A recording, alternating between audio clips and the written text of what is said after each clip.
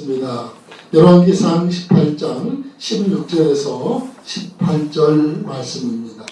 우리 다 같이 한 목소리로 읽습니다. 시작. 오바댜가 가서 아합을 만나 그에게 말하매 아합이 엘리야를 만나러 가다가 엘리야를 볼 때 아합이 그에게 이르되 이스라엘을 괴롭히는 자가 뭐냐? 그가 대답하되 내가 이스라엘을 괴롭히는 것이 아니라 당신과 당신의 아버지의 집이 괴롭게 하였으니 이는 여호와의 명령을 버렸고 당신이 바알들을 따랐습니다.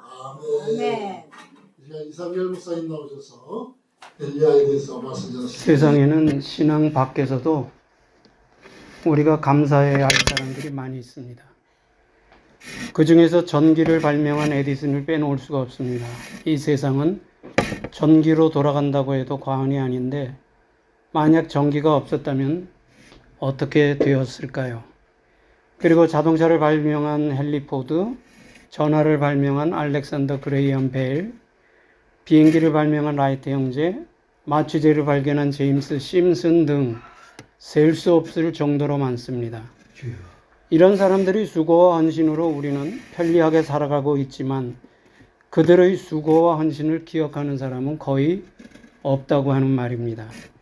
자, 그런가 하면은 수많은 사람들의 생명을 빼앗고 고통으로 몰고 간 세계 제2차 대전은 히틀러라는 한 사람의 잘못된 욕심에서 발생했습니다. 이런 사건들은 한 사람이 많은 사람들을 유익하게 할 수도 있고 고통스럽게 할 수도 있을 뿐 아니라 역사를 바꿀 수 있다는 사실을 보여줍니다. 한 사람의 영향력이 얼마나 큰가 하는 것을 보여주는 역사적 사례라고 생각할 수 있습니다. 자, 성경으로 돌아와 보더라도 크게 다르지 않습니다.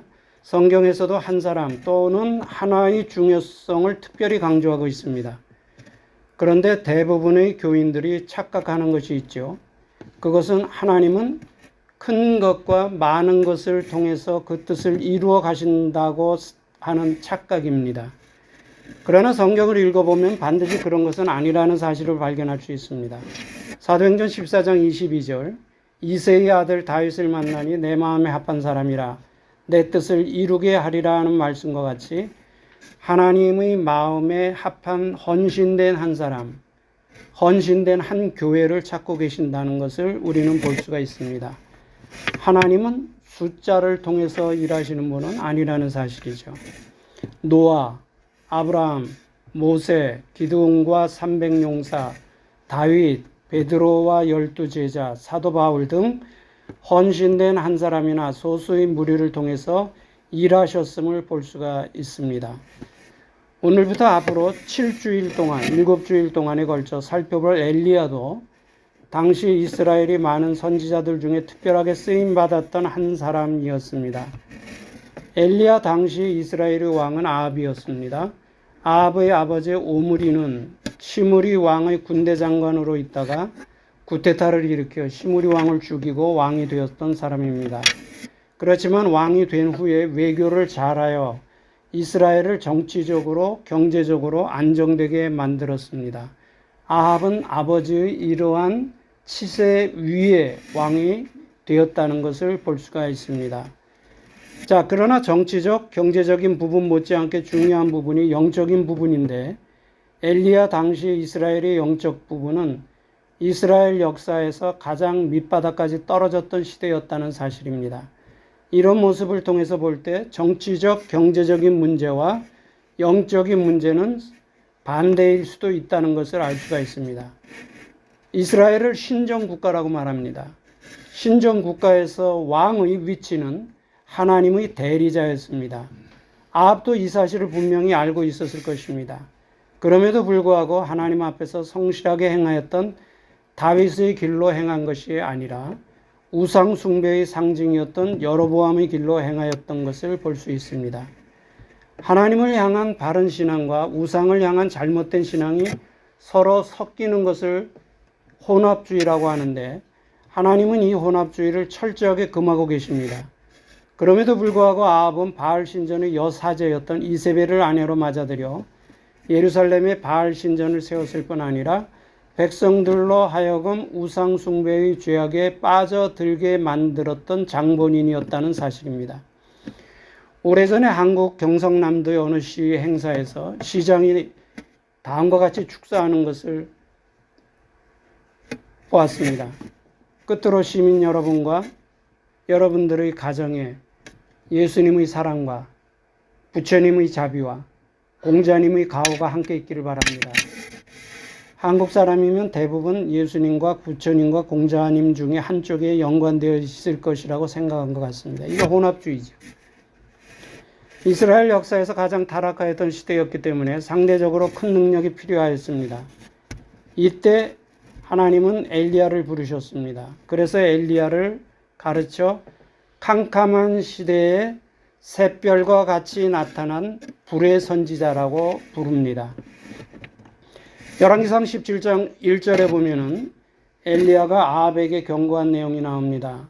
내 말이 없으면 수년 동안 우로가 있지 아니하리라. 하나님은 3년 6개월 동안 가나안 땅에 비를 내려주시지 않으셨습니다. 이것은 분명히 이스라엘 백성들의 범죄에 대한 하나님의 징계였습니다. 여기서 생각해 보아야 할 것이 하나 있습니다. 하나님은 하나님께서 선택하신 하나님의 백성들도 징계하신다는 사실입니다. 사무엘하 12장 10절에 보면은 다윗이 범죄하였을 때 하나님은 나단 선지자를 통해서 칼이 내 집에서 영영이 떠나지 아니할 것이라고 경고하십니다. 이 말씀은 표면적으로는 분명히 징계입니다. 그런데 중요한 것은 이 칼, 하나님이 말씀하신 칼을 징계로 볼 것이냐 아니면 은혜로 볼 것이냐 하는 것에 따라 달라진다는 겁니다. 결론적으로 말하면은 우리 그리스도인들은 칼이라고 쓰고 은혜라고 읽을 수 있어야 된다는 말입니다. 칼을 은혜로 보아야 하는 두 가지 이유가 있습니다. 첫째는 징계를 한다는 것은 관심을 가지고 있기 때문이라는 거예요. 관심이 없으면 징계를 안 합니다. 하나님이 징계하신다는 것은 하나님이 우리에게 관심을 가지고 계신다는 뜻이고, 두 번째, 징계는 우리를 겸손하고 성숙하게 만들기 때문에 징계가 필요한 두 가지 이유입니다. 자, 그래서 징계를 잘 받으면 은혜가 되지만 징계를 잘못 받으면 칼이 된다는 것입니다. 다윗은 징계를 잘 받았기 때문에 은혜가 되었지만 아합은 징계를 잘못 받았기 때문에 칼이 되었습니다. 병에 걸리면 병의 증상이 나타나듯이 죄를 지으면 죄의 증상이 나타납니다. 오늘 같이 읽은 본문 속에서 죄의 증상을 몇 가지로 정리해 봅니다. 죄의 첫 번째 증상입니다. 죄는 고난을 가져온다는 거예요. 죄는 고난을 가져온다. 17절에 보면은 아합은 엘리야에게 이스라엘을 괴롭게 한 자가 너냐 이렇게 묻습니다. 가뭄 때문에 고난을 당하고 있다는 사실을 아합 자신이 인정한 겁니다. 성경은 범죄의 결과로 이 세상에 고난이 들어왔다고 합니다. 그래서 욥기 5장 7절에 인생은 고난을 위하여 났기 때문에 고난을 피해서 살 수는 없다고 합니다. 자, 그렇다고 해서 모든 고난이 죄 때문에 왔다고 말하는 것은 대단히 위험합니다. 그런데 어떤 목사님들은 예수 잘 믿으면 이 땅 위에서 잘 되고 고난이 없는 평안한 삶을 살 수 있다고 가르칩니다. 예수를 잘 믿어도 고난을 당할 수 있다는 말은 거의 하지 않습니다. 베드로전서 2장 20절에 보면은 죄가 있어 매를 맞고 참으면 무슨 칭찬이 있으리요. 그러나 선을 행함으로 고난을 받고 참으면 이는 하나님 앞에 아름다우니라는 말씀이 있습니다. 이 말은 죄 때문에 당하는 고난도 있고 선을 행함으로 당하는 고난도 있다는 것입니다. 사도행전 14장 22절에 보면은 우리가 하나님의 나라에 들어가려면 많은 환난을 겪어야 할 것이라고 합니다. 이 말은 복음과 신앙과 사명 때문에 당하는 고난도 있다는 것을 말합니다. 살다 보면 고난을 당할 수도 있습니다. 그때 우리는 두 가지를 주의해야 합니다. 첫째는 고난의 원인을 무조건 죄라고 말하는 것에 조심해야 합니다.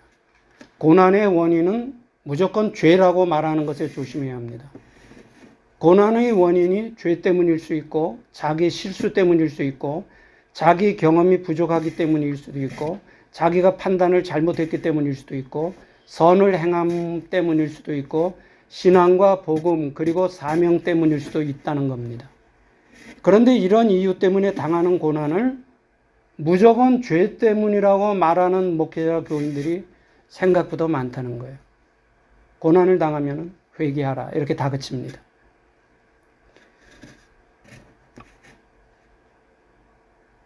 두 번째 주의는 자기 경험이 부족하거나 판단을 잘못하거나 실수하거나 충분한 준비가 안 되어서 당하는 고난을 하나님이 뜻이라고 말하는 것에 주의해야 된다는 거예요. 자기 경험이 부족하거나 판단을 잘못하거나 실수를 하거나 충분한 준비가 안 되어서 고난을 당할 수도 있어요. 그때 이것이 하나님의 뜻이라고 말하는 거 주의해야 된다는 거예요. 이런 고난은 하나님의 뜻과는 아무런 관계가 없는 고난입니다. 경험이 부족하면 당연히 안 될 수도 있고, 판단을 잘못하면 당연히 손해볼 수도 있고, 실수를 하면 당연히 고생할 수도 있고, 공부를 안 하면 당연히 대학에 못 들어갈 수도 있습니다. 그런데 이런 이유 때문에 당하는 고난을 하나님의 뜻이라고 말하는 목회자나 교인들이 생각보다 많다는 거예요. 자, 그래서 고난을 당할 때 그 원인이 무엇인지를 말씀에 근거해서 구분하는 것이 중요하다는 겁니다. 자, 그러면 하나님의 뜻이라는 말은 어떤 경우에 할 수 있습니까? 복음, 사명과 관계될 때입니다. 요한복음 6장 40절에 보면은 예수님이 이런 말씀하십니다. 내 아버지의 뜻은 아들을 보고 믿는 자마다 영생을 얻는 이것이니 마지막 날에 내가 이를 다시 살리리라. 내 아버지의 뜻은 아들을 보고 믿는 자마다 영생을 얻게 하는 이것이니. 바울 서신에 보면 바울도 하나님의 뜻이라는 말을 많이 사용했는데 절대 함부로 쓰지 않았다는 거예요. 아무데나 하나님의 뜻을 갖다 대지 않았다는 겁니다. 성경에서 아버지의 뜻, 하나님의 뜻이라는 말이 어떤 경우에 사용되었는지를 안다면 우리는 함부로 쓸 수 없다는 것을 알게 됩니다. 그런데 사실 우리 보면은 신앙생활하다 보면은 교인들 중에 하나님의 뜻이라는 말을 너무 남발한다는 거예요. 아무것도 아닌 것 같고 하나님의 뜻, 하나님의 뜻, 하나님의 뜻, 하나님의 뜻. 독일의 보네포 목사님, 히틀러에게 대항하다가 옥중에서 순교하신 조네포 목사님이 값싼 은혜라는 말을 했습니다. 값싼 은혜. 교인들이 하나님이 귀한 은혜를 값싼 은혜로 만들고 있다는 거예요. 교인들이 하나님이 귀한 은혜를 값싼 은혜로 만들고 있다는 거예요. 마찬가지로 대부분의 교인들이 하나님이 귀한 뜻을 값싼 뜻으로 만들고 있다는 겁니다. 제3계명에 보면 하나님이 이런 말씀하시죠. 여호와 이름을 망령도 일컫지 말라고. 망령이 뭡니까? 무슨 뜻입니까? 망령. 우리 한국적인 의미에서 망령하면 정신이 이상하고 제정신이 아니고 이런 걸 망령났다고 그러죠. 노망. 근데 이 히브리 원어의 뜻은 망령이란 단어의 뜻은 꼭 필요한 것 위에 쓰는 거를 다 망령이라고. 꼭 필요한 것. 하나님의 이름, 하나님의 뜻, 예수 그리스도의 은혜, 뜻 이런 것을 꼭 써야 할 것 이외에 사용하는 것을 다 망령이라는 것으로 표현하고 있다는 거예요. 우리가 하나님의 뜻이라는 말을 함부로 하면 안 됩니다. 고난의 원인은 여러 가지이기 때문에 고난의 원인을 잘 분별해야 합니다. 삶 속에서 살아가면서 당하는 고난에 대해서 별 생각 없이 말해서는 안 된다는 거예요. 자, 죄의 두 번째 증상입니다. 죄는 죄라고 알려주어도 깨닫지 못한다는 거예요. 죄는 죄라고 알려주어도 깨닫지 못한다는 거예요. 엘리야는 아합에게 극심한 가문 때문에 당하고 있는 고난의 원인을 아합과 아합의 아버지 집의 죄 때문이라는 사실을 분명하게 지적해 줍니다. 그런데도 아합은 자기와 자기 백성들의 죄를 전혀 깨닫지 못하였습니다. 죄를 지었다는 것은 이미 정상적인 영적 감각이 마비되었다는 것을 말합니다. 그래서 죄를 죄로 깨닫지 못하게 만든다는 것이고, 그래서 또 다른 죄를 불러오게 된다는 겁니다. 믿음이 정상적일 때와 믿음이 식어질 때의 특징이 있습니다. 믿음이 정상적일 때는 죄에 민감해집니다. 내 믿음이 깨어 있을 때, 내 믿음이 활동적일 때, 그때는 죄에 대해서 민감해집니다. 죄를 두려워하게 되고, 죄를 멀리하려고 노력하고, 그리고 죄라고 깨달아지면 바로바로 회개하고, 그런데 믿음이 건강할 때, 그리고 믿음이 건강할 때는 어떤 충고나 지적도 거의 다 받아들입니다.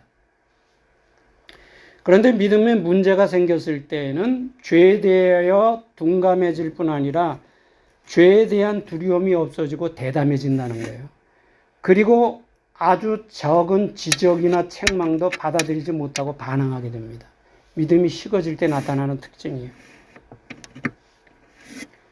실수와 허물과 죄를 지적해 줄 때 받아들이는 것이 겸손의 모습이라고 말합니다. 정직한 모습이라고 말합니다. 성숙한 인격이라고 말합니다. 그런데 이 말은 이론적으로는 가능한데 현실적으로는 그렇지 못하다는 것이 우리 갈등이에요. 여러분은 우리는 다 하나님 앞에 죄인입니다. 그러면 아멘 하는데 당신은 죄인입니다. 그럼 왜 나만 죄인이야? 이렇게. 이론적으로는 맞는데 현실적으로는 안 맞는다는 거예요. 근데 신앙생활, 믿음이라는 것은 이론적인 것이 아니죠. 현실이죠, 현실. 왜 사람들이 신앙생활을 오래 하는데도 변화가 안 됩니까? 신앙을 너무 추상적으로 생각하기 때문에. 믿음은 추상적인 것이 아니라 믿음이 현실적인 겁니다. 이런 부분이 정리가 안 되니까 신앙생활을 오래 하고 모태신앙이다 그러는데도 이게 변화되지가 않는 거예요. 이론적으로는 맞는데, 이론적으로는 그렇게 해야 되는데 현실적으로 그렇게 되지 못하는 것이 우리 갈등이라는 거예요. 다윗은 나단 선지자의 책망에 내가 범죄하였다고 회개합니다. 이런 모습은 연약한 인간이기 때문에 비록 범죄는 하였지만 그래도 다윗은 다른 사람들보다 건강한 신앙을 가지고 있었다고 하는 것을 보여줍니다. 그래도 다윗은 건강한 신앙을 가지고 있었기 때문에 죄가 지적될 때 바로 회개했다는 거예요. 성령이 역사할 때 가장 먼저 나타나는 현상은 평소에 깨닫지 못하던 죄를 깨닫고 회개하는 겁니다. 사도행전 2장 오순절 사건의 결과 중 하나가 이스라엘 백성들의 영적 감각이 깨어났다는 거예요. 그래서 베드로의 설교에 사람들은 형제들아 우리가 어찌할까 하면서 회개하는 역사가 일어났던 겁니다. 죄는 죄라고 알려주어도 깨닫지 못한다는 점에서 볼 때 죄와 실수를 인정하는 것은 정말로 겸손이며 정직이며 용기라는 것을 알 수가 있습니다. 그 다음에 죄의 세 번째 증상입니다.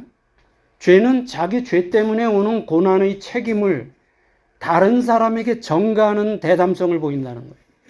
죄는 자기가 지어놓고 죄의 책임을 다른 사람에게 전가한다. 아합은 자기와 이스라엘이 가뭄으로 인하여 고난당하는 이유를, 원인을 엘리야 때문이라고 합니다. 이와 같이 영적으로 타락하게 되면 자기 죄로 인한 고난을 다른 사람에게 전가시키는 대담성을 보인다는 겁니다. 성경에 보면 범죄에 대한 반응 다섯 가지 중에 하나로 나타납니다. 첫째, 아담과 같이 전가하는 특징이 있고, 가인과 같이 반항하는 특징이 있고, 사울과 같이 변명하는 특징이 있고, 아나니아와 같이 숨기는 특징이 있고, 다윗이나 베드로처럼 회개하는 특징이 있습니다. 다섯 가지 반응 중 하나로 나타납니다. 창세기 3장에서 범죄한 후 하와는 범죄의 책임을 뱀에게 전가시켰고 아담은 범죄의 책임을 여자를 만드신 하나님에게까지 전가시킨 것을 볼 수가 있습니다. 이런 현상은 죄는 부정적인 쪽으로 우리를 대담하게 만드는 특징이 있다는 것입니다. 창세기 4장에 나오는 가인도 역시 마찬가지였던 것을 볼 수 있습니다. 동생 아벨을 죽인 것을 이미 알고 계신 하나님께서 내 아우 아벨이 어디 있느냐 물으실 때 회개한 것이 아니라 내가 내 아우를 지키는 자입니까? 라고 반항하면서 부정적인 대담함을 보이고 있습니다. 죄는 사단으로부터 옵니다. 그런데 사단의 특징 중 하나가 대담함이라는 거예요. 하나님의 뜻에 대적하여 구속의 역사를 파괴하려고 하였고 더 나아가서는 헤롯을 통해서 예수님을 죽이려고 시도하였고 예수님을 시험하였고 베드로를 넘어뜨렸고 가룟 유다를 매수했던 것을 봅니다. 죄의 대담성입니다. 선택의 권리는 자기에게 있습니다. 선택의 권리는 자기에게 있습니다. 선택의 권리가 자기에게 있다는 말은 선택의 책임도 자기에게 있다는 것을 말합니다.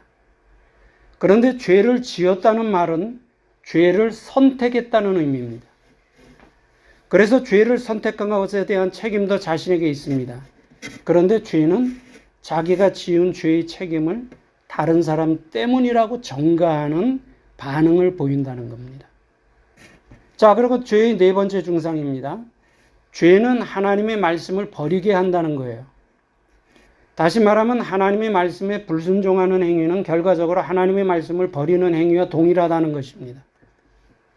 엘리야는 본문 18절에서 가뭄으로 인한 고난의 원인은 아합이 하나님의 말씀을 버렸기 때문이라고 분명하게 지적을 해줍니다.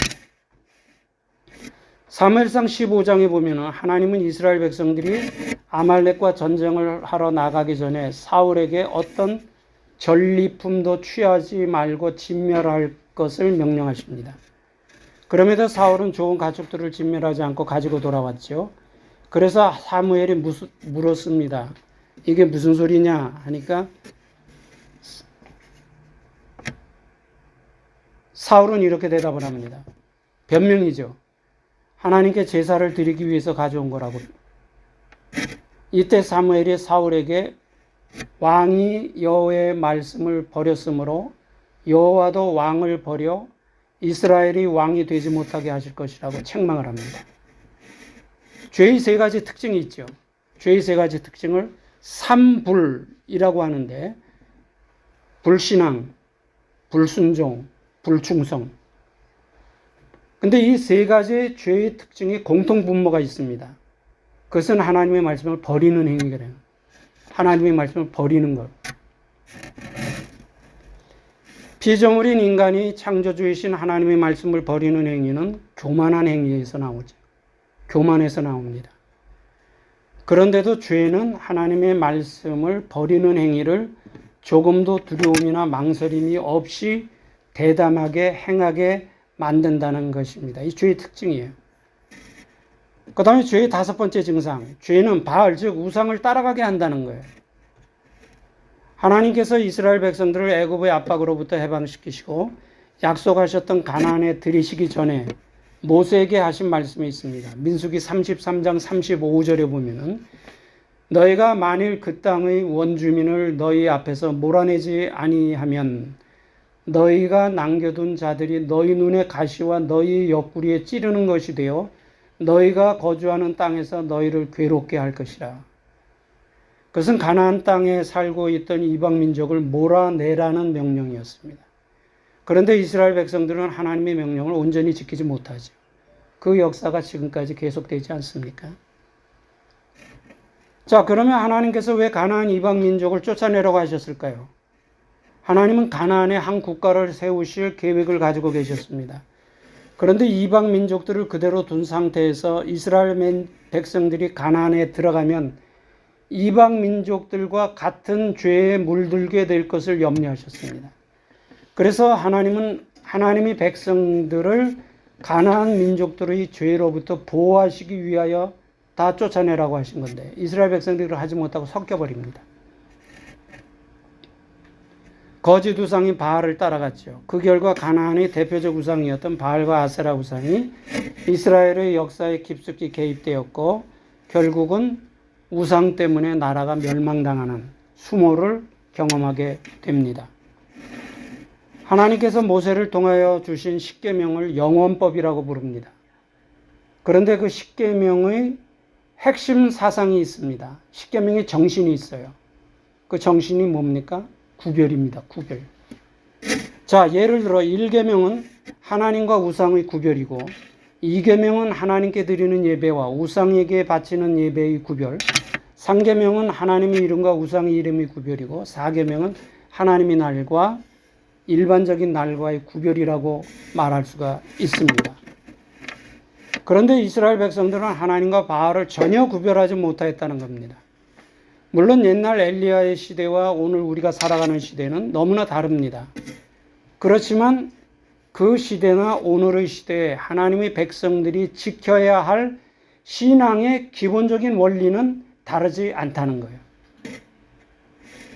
자, 그렇다면 이러한 이스라엘 백성들을 책망한 엘리야가 혼합주의에 물들어 있는 오늘의 모습을 본다면 무엇이라고 하겠습니까? 어쩌면 우리가 살아가는 이 시대는 엘리야의 시대보다 혼합주의가 더 심한 시대일 수 있습니다. 오늘의 교인들은 보이는 바알은 섬기지 않습니다. 그러나 자기도 모르는 사이에 보이지 않는 바알에 빠져 살 수가 있다는 겁니다. 자, 그러면 보이지 않는 바알은 무엇입니까? 한마디로 말한다면 하나님의 자리를 대신 차지하고 있는 모든 것, 하나님의 자리를 대신 차지하고 있는 모든 것을 보이지 않는 바알이라고 말할 수가 있습니다. 기독교를 신본주의 종교라고 말합니다. 신본주의라는 말은 하나님이 모든 것의 중심이 된다는 뜻이에요. 그러면 인본주의는 무엇입니까? 반대죠. 인본주의는 인간이 모든 것의 중심이 된다는 사상입니다. 그런데 사람들이 말하는, 우리가 말하는 인본주의에는 네 가지를 합쳐서 부르는 총칭입니다. 개인주의, 쾌락주의, 물질주의, 과학주의. 개인주의, 쾌락주의, 물질주의, 과학주의. 이 네 개를 합쳐서 인본주의라고 이렇게 말합니다. 그럼 일본주의는 뭡니까? 결국은 자기를 믿고 자기를 사랑하는 사상이에요. 자기를 믿고 자기를 사랑하는 사상이 인본주의의 핵심입니다. 그런데 오늘 이 시대에는 이러한 인본주의 모습들이 극에 도달해 있다는 겁니다. 이런 시대 속에서 하나님의 말씀을 따라 하나님의 백성으로 살아가는 일이 생각만큼 쉽지는 않습니다. 그래도 구별되게 살아야 하는 이유가 있습니다. 그 이유는 간단해요. 왜 구별되게 살아야 합니까? 하나님이 원하시기 때문에. 하나님이 그러한 삶을 원하시기 때문에 우리는 이유 여하를 막론하고 구별되게 살아야 된다는 겁니다. 범죄했다는 말은 죄를 선택했다는 말이고, 죄를 선택했다는 말은 죄를 따라갔다는 말입니다. 우리 앞에는 두 개의 길이 있습니다. 말씀을 따라가면 구원을 얻게 되지만 죄를 따라가면 멸망을 만나게 됩니다. 죄에 대한 예방으로 건강한 신앙의 삶을 이루어 가시는 우리 모두가 되시기를 주의 이름으로 축원합니다.